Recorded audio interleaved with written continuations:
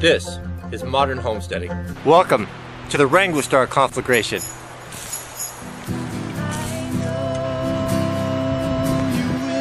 something you want to really be careful and look for. You typically get to use the Pulaski if you're the junior member. As it burns,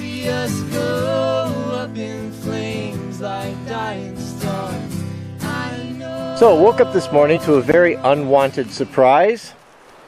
You can see here, yesterday I burned two small slash piles.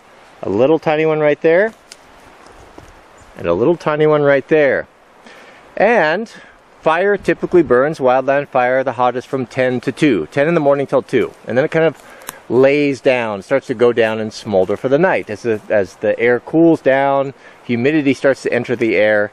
And usually it's pretty predictable. Well, I came in this morning and I realized that these had creeped and burned in the duff all night. And it actually spotted over here because there was so much wind and started another fire burning and creeping through the duff. Also, this one here started to work down and get very close into that brush. So I've been watching it today thinking that it might go out, and it's not going to go out. And the problem is that this forest floor is there's so much wood and fuel in it from bark chips and duff and needles that it will just creep along and creep along until it gets in there or in there. And what do you think would happen when it gets in there? Well, with the wind that we've been having, we will have an inferno. So, not ideal. So what do we do about this? A couple different things we can do. We can bring in the fire pump and wet everything down and do a proper mop up. But today I'm doing something a little bit different. And this is called, I'm doing line, digging line.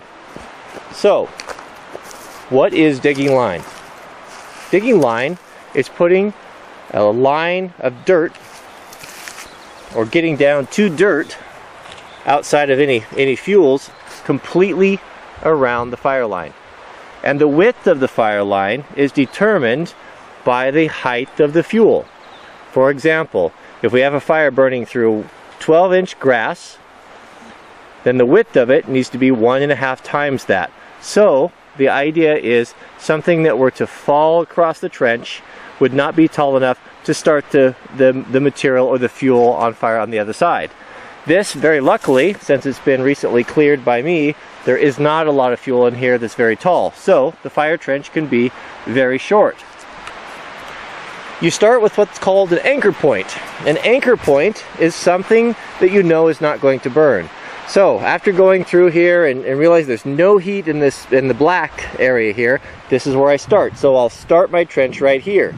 Because what we're trying to imagine that everything in this island right here, this little island, you can see my fire trench all the way around it, everything in this island can burn even to the edges, and once it hits my fire line, it won't go any further.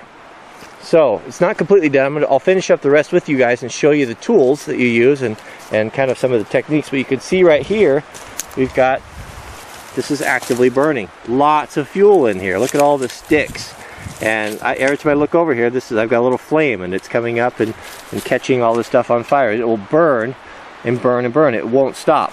And it's only getting drier, it's only getting hotter. And if it, as I said, if it gets over there, then that's big trouble. So, fire lines coming around here. One thing that you do that is a little bit different is on the downhill side of your fire trench, you build what's called a cup trench. What's a cup trench? Cup trench is just that. As you can see here, we have a trench that rolls up and makes the shape of a cup here. The purpose for that is when you're on steep hills or slopes, rocks and sticks and different things can dislodge, and they'll roll down, and they'll roll right across your fire line and start the fire on the other side. So what the cup is for, this little berm, is it stops it. So as the material, the little pine cone or whatever it is, comes in here, maybe it rolls up the bank, but it stops, and you're not igniting the fuel on the other side of the trench. So you can build 10 miles of the best trench in the whole world, and if you overlook one tiny spot, let me give you an example right here. then it's all for naught. It's all pointless. So you can see I've got the fire trench coming down here. One spot I missed is we have a little smoker on the other side of the trench. So there's nothing to contain it from getting into all that fuel and burning down and burning into the forest. So this is just something that you just can't have. Here's something you want to really be careful and look for on your fire line is you got this old rotten log here that's bridging across your fire line.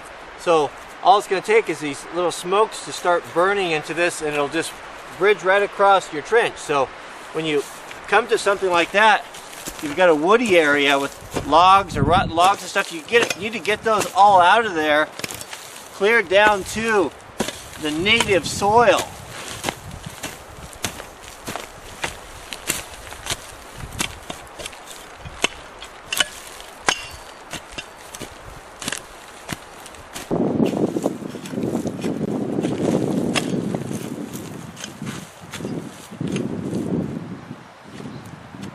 I've been on a lot of wildland fires and dug a lot of trench, and my two favorite tools were the Fss Shovel or the Fss Pulaski. I like both of those. I can't say I have a favorite. I think the Pulaski is kind of it becomes synonymous with wildland firefighting. It's the classic tool. Interesting side note, if you find yourself on a hand crew fighting wildland fires, you don't typically get to use the Pulaski if you're the junior member. They'll put you on a McLeod or a shovel or a grass rake or something else. The Pulaskis are usually up front and go to the more experienced. You kind of have to earn the right to use one. But the Pulaski, for an all-around tool, you could take this is a one-shop stop. You could do fireline if you're just doing small stuff around your homestead or home. And the Pulaski is it's just a great tool because it chops through the roots. You can chop through roots you can't grub with, and then of course you've got the grubbing feature on the back, which makes it really good for moving material. So as far as just an all-around tool, it's hard you could argue that this is the best that there is. Of course, the best shovel in the world, the FSS shovel, Forest Service shovels, are a great tool as well. Nice thing about this is that you can throw dirt on something or mud or whatever you have to put a fire out. Sand, it carries a lot of material, which you can't do with the Pulaski. So these two make a really great one-two punch for wildland firefighting. They're a great combination. I would say that, and I always have around here, these are my two tools. We'll just switch back and forth to one or the other. So there's a newcomer on the scene that I have used today, and in this particular type of dirt that I have, this duff through the forest, it's really soft, rooty stuff. I have used this Rogue fire rake. I've been using it for 3 days now, and I haven't used the Pulaski or the shovel to do all this fire line. I've exclusively used this. This is a fantastic tool. What a great tool for wildland firefighting. My only concern with it is that it is big and heavy. It's really sturdy. You can see it's pretty thick. I don't know, you'd have to be in really good shape to wield this thing all day long. I could see where it could get pretty tiresome. But you could definitely do it. I would probably recommend it for bigger guys. But man, is it a grubbing, excavating hoe. You can dig a hole with this in no time. It carries a lot of material, as you saw there. It's got the chisels on it, so it cuts through the roots really good. Albeit there's space, but when I would get a root that I couldn't quite pull through, and I could pull through a lot because it's just so heavy. It had so much momentum behind it that. But if I couldn't dig through one, I would just have to chop 1 or 2, sometimes 3 times before I'd get one of those tines on there, and it would just chisel right through there. So what a great tool. Long handle, 60-inch handle, easy on the back, and big and stout. But man, these Rogue tools are really nice. I'm going to be doing a full review of some other ones that I've got. I'm not done using them, but look for that pretty soon. But the Rogue fire rake is... Now I'm going to have to pack 3 around. But you know, if I was going to do this again, come down here and just scratch out a fire line, I would not bring the shovel or the Pulaski. I would just bring this. This seemed to be, for this particular area, to work really really good.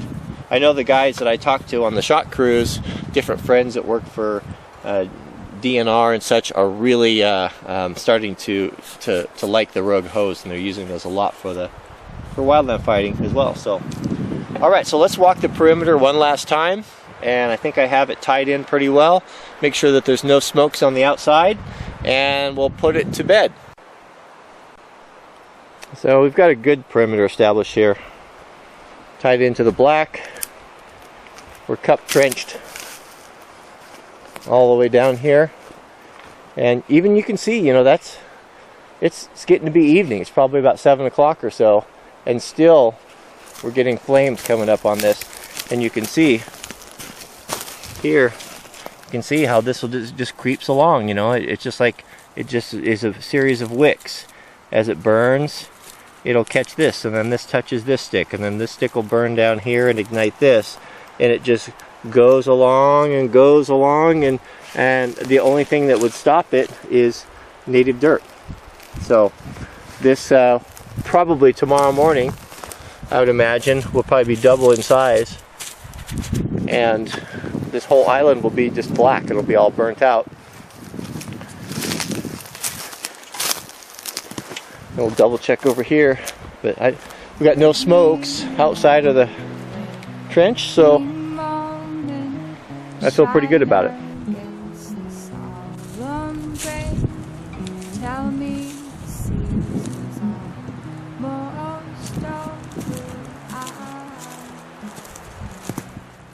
Do you like forestry videos?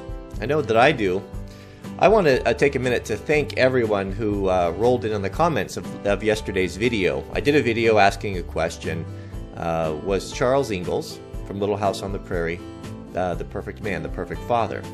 And I have been so blessed by the comments and the stories that people have shared. You know, that's what makes YouTube special. And there's a lot of people out there that don't get it, but those of us here do get it. Why this has become so important to us, why this has become an extended family. I read a study recently that manufacturers are having a hard time, corporations are having a hard time getting traction on YouTube. They'll spend millions of dollars to produce slick videos, they'll put them up on their YouTube channel, and they just die.